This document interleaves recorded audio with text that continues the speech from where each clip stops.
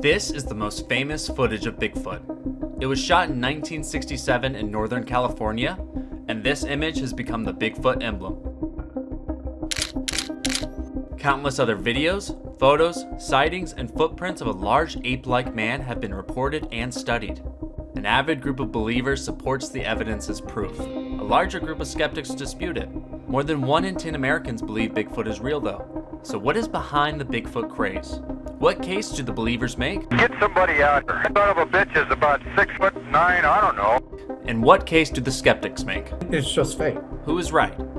Let's explore the case for and against Bigfoot.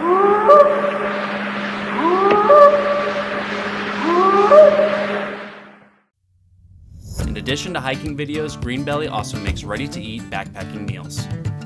Greenbelly meals are 650-calorie meal bars loaded with nutrition like protein, carbs, fat, sodium, and fiber. Greenbelly meals have been called Rice Krispie treats on steroids and come in 5 flavors using all natural ingredients. Check us out at greenbelly.com.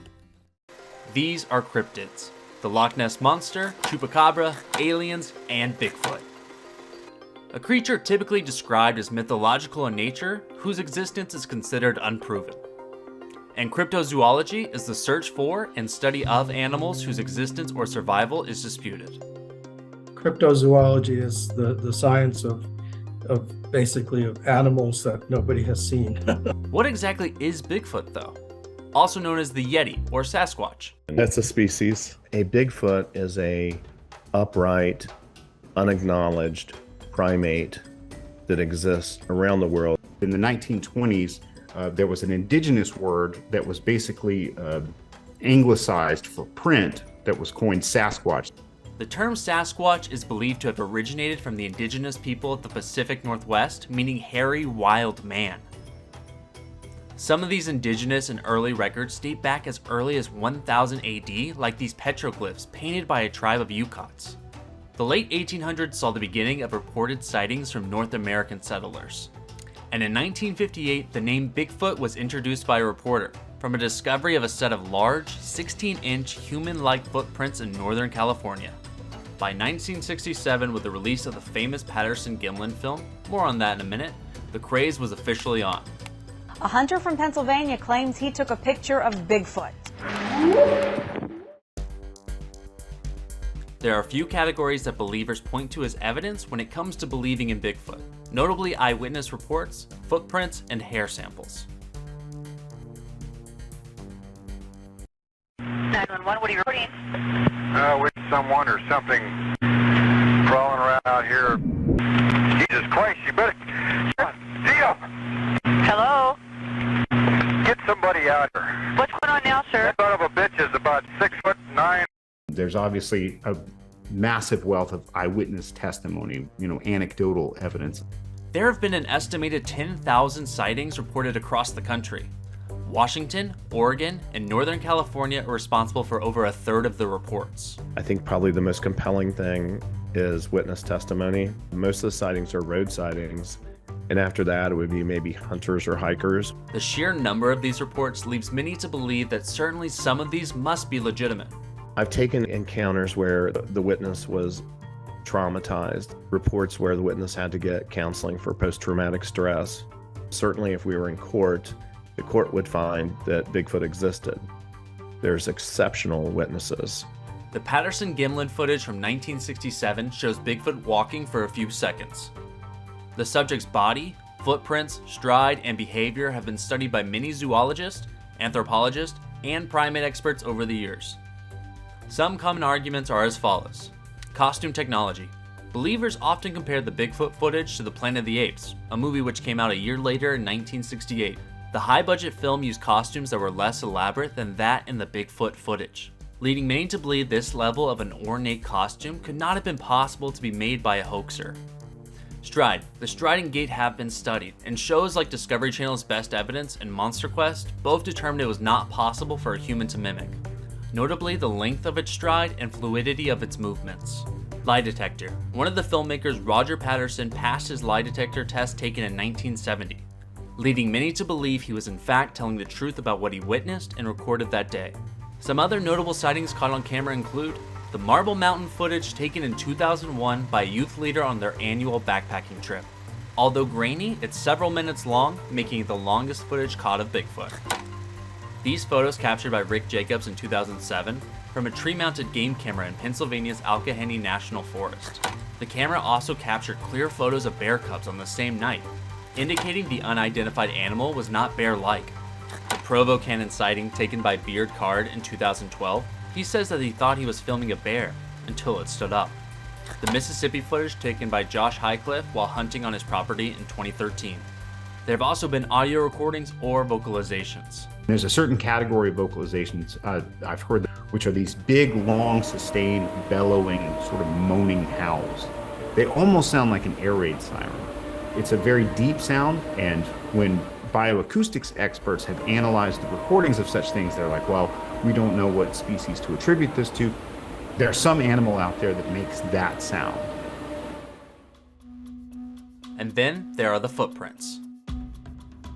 The footprint evidence constitutes the best physical evidence because of the amount of detail that it offers and the things that it implies or suggests about the feet of these animals. Two of the largest repositories with hundreds of footprints are found with Cliff Barrickman, who runs a museum called the North American Bigfoot Center in Oregon, and Dr. Jeff Meldrum, a professor of anatomy and anthropology at Idaho State University. He's known to do the state-of-the-art footprint analysis and has a repository of well over 200 Bigfoot footprint casts.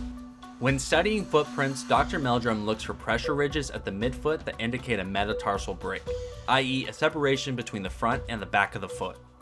Human feet are not structured like this. However, non-human primate feet are, further making the case that footprints with these pressure ridges are left by a large primate-like creature. And then there are the hair samples. Many unidentified hair samples have been collected all over the world, some found alongside the footprints. We have hair samples that are reticent of a type of species that's not acknowledged. They're different than the other samples that we have. Now, hair has a structure. You can look at it morphologically or look at the anatomy of hair. So samples collected, again, across the continent over many decades that don't match any other, conventional animal. Other similar ape-like creatures have existed, just not in our lifetime, leading many to believe Bigfoot could be a direct descendant of one of them, notably the Gigantopithecus, or 10-foot giant ape from China that is believed to have died off around 350,000 years ago, which some argue could have come across the Bering Land Bridge to the Americas. And while this might not be an argument for the existence of Bigfoot, it's certainly worth mentioning. After researching and interviewing people, it became clear that believers feel like their arguments have not been taken seriously. Bigfoot hasn't been given its fair chance in court, so to speak. Most scientists think Bigfoot is a joke. Therefore, there just hasn't been a substantial amount of funding for studies. The universities haven't been very open to it. The scientists, they're not interested in it. They take this stance that it can't exist because it would have already been acknowledged or discovered by now, which is ironically not a very scientific stance at all. It still is predominantly an amateur effort, or at least citizen science, and not real institutional efforts like scientific, academic, governmental institutions. Because if no one's looking, how reasonable is it to expect that someone's going to find them?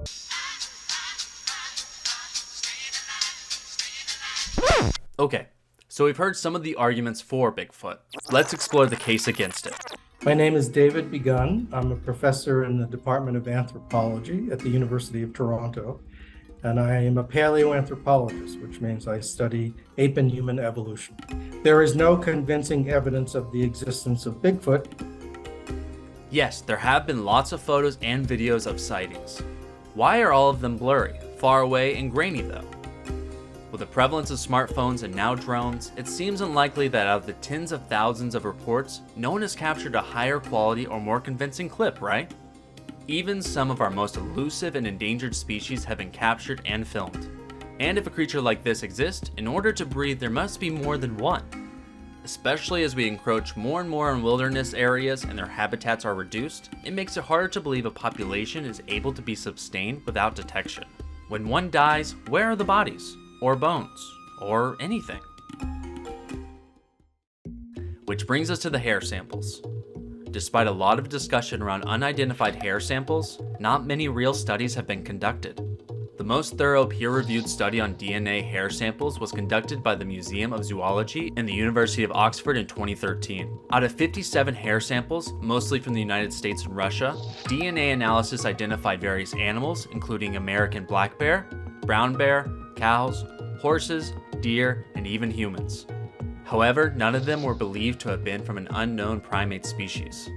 It is worth mentioning 7 of the hair samples did not yield enough DNA to collect a sample. Another study was conducted in 2012 by a veterinarian in Texas. 111 samples of hair, blood, mucus, and toenails. The report claimed that the samples were not consistent with human or any known wildlife hairs. The scientific community was skeptical though, considering none of the research had appeared in any peer-reviewed journal, and the speculation of DNA contamination. People have come up with hair samples and other little pieces here and there, and they've always turned out to be a bear or a lion or something like that. Many of the Bigfoot evidence have been confirmed hoaxes, like the frozen corpse of a supposed hairy-covered humanoid that was paraded around the United States in 1968 as proof of Bigfoot, actually turned out to be a body made of latex. Or these 2 men claiming to have a body received $50,000 from Searching for Bigfoot Inc. and a lot of attention from major news networks like BBC and CNN, and then send in a frozen fake body to the Searching for Bigfoot team. I had ordered a Bigfoot costume. Some people have been caught in the act of a staged sighting, like this Montana man who was killed by a car dressed as Bigfoot during a hoax in 2012. These are just a few of many examples of confirmed hoaxes. Sure enough, it was photoshopped. Now, to be clear, this doesn't mean all reports are hoaxes. However, it certainly complicates and undermines the legitimate pursuit of the species. Knowing that people out there have and are possibly still proactively making this stuff up. The famous Patterson-Gilman footage has been scrutinized heavily as well. The famous movie of the creature walking one is so abundantly clear that that's a guy in a suit. Several people have come out claiming to have been the one in the suit. People say I walk like Bigfoot anyway. They said we'll pay $1,000. One individual named Philip Morris claims to have been paid $435 to create the suit. These hoaxes are probably not going to be decreasing either, especially as AI gets better and better.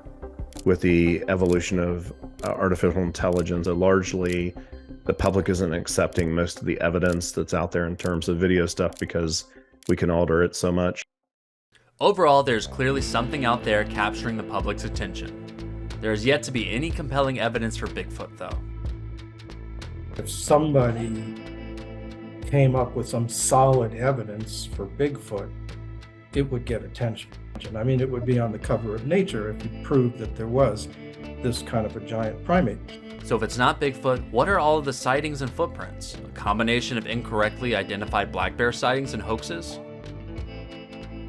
Really, there's only a couple answers, right? So that your witness either misidentified something, they actually saw something, or they're lying. Either it's 100% of it is hoaxed or 0% of it is legitimate, which 100 and 0 are very rare, strange numbers to encounter. Bigfoot is probably a combination of the figment of some people's imaginations and other people who just want attention and who deliberately manufacture evidence.